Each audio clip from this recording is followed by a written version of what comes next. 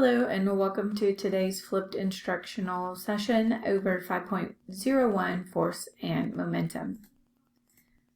Be sure you take notes during the recording. You'll want to have the lesson number and name in the title so you can organize your notes for the unit test. As we jump in and take a look, remember that lesson 1 is always a good overview of everything you're going to cover in the unit, and there is a lot of information in the lesson. So not everything has to be memorized, but we'll go ahead and get started. So talking about when objects collide, a boxer knows a thing or two about force and momentum. Why does a boxer learn to roll with the punches? And why do they wear gloves? Why are pool balls hard and tennis balls bouncy? How does a pool player know how to put a shot in the corner pocket? Think of just any sport, and you'll probably find that it's based on force and momentum. All right, so there is a student guide. Remember, those are not submitted for grading. Sometimes they're helpful and sometimes they're blank. So I'm not really sure why they're blank. So as you jump in, every day we interact with people and objects, and every time we do, forces and momentum are involved. So we have an image here. Let's see what happens. A good comic book involves action. Heroes conquer villains amidst great chaos and carnage. In real life, objects collide too.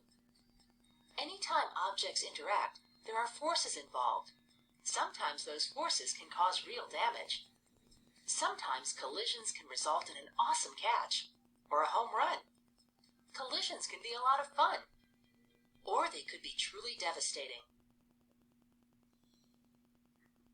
All right, so hopefully the video was, you could hear the sound well, but every interaction involves forces and every collision involves momentum.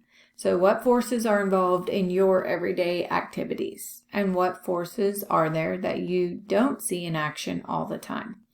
What is momentum? How is it involved in car crashes or sports? These are the questions you'll explore in this module.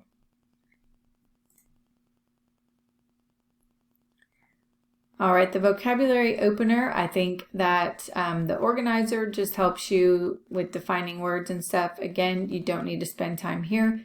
The document with the vocabulary words on it is very helpful. You do want to make sure you have all the key terms defined so that your Part 2 test, you have all those words in your notes. All right, so again, nothing to do here.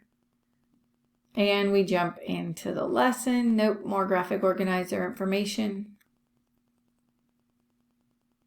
And now we are in. So forces occur at any time two or more objects interact. This might be a good sentence to have in your notes. If you've ever moved out of the way of an oncoming car, you already know something about momentum. Large objects moving at high speeds have huge amounts of momentum. Answer the following questions to see how well you already understand the relationship between force and momentum. So does it require more force to stop a bus or a bike moving at the same speed? We know it would be a bus because it has more mass.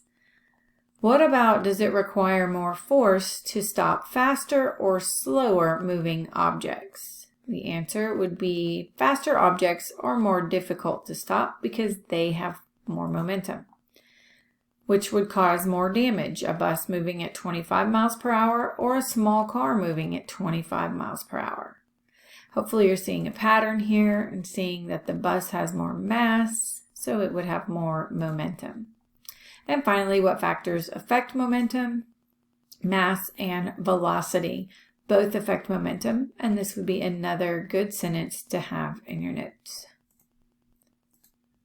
As we move on, remember that types of forces happen all the time. Right now, you're probably sitting in a chair. Do you know you're experiencing at least two forces? There are forces that we deal with all the time, such as gravity, friction, and air resistance. So that would be a good thing to write down. 3 examples of forces. And there are also some forces that you might not think of right away. So a buoyant and a spring force. Have you ever wondered how a hot air balloon gets off the ground or why you float in an ocean or in the ocean? Both of these involve something related to force called buoyancy. The buoyant force from the water is the reason that you can float on top of the water in the ocean, and this is also the reason that fluids like air can make objects float. Have you ever played on a trampoline or used a pogo stick? These activities involve springs. Believe it or not, springs are all around us, and they are making forces all the time. Spring force is due to a spring's ability to be stretched or compressed. So make sure you understand the difference in buoyant and spring force. One of the key things to remember is a spring force is due to the ability to be stretched or compressed. Okay, and then the buoyant force, remember, is using air and fluids that can make objects float.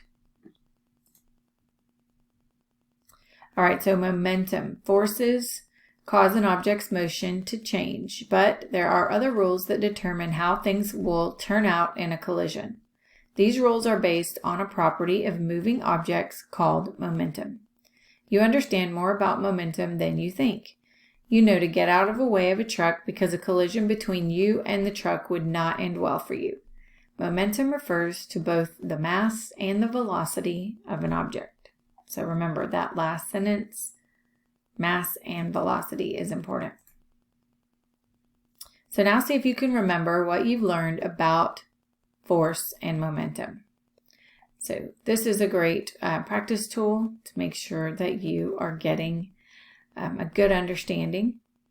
So if you go through and practice those are also definitions you could add to your notes.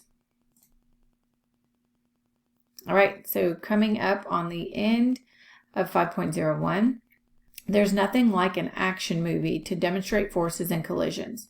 Now try answering the following questions to identify some forces. What two objects are involved in at least one of the forces shown here? So if we look at the picture, the superhero and the villain exert a force on each other, and the villain and the wall exert a force on each other as well. Okay, which force is responsible for floating of hot air balloons? Remember that word, buoyant force. And which force pushes you up when you jump on a trampoline? Remember, that is a spring force. All right, we've completed everything in 5.01. So from here, be sure to look for the flipped follow-up session on your Class Connect schedule. That's on your science homepage. You can attend Help Lab sessions if you have questions or need extra support, and have fun while you're working on your science lessons.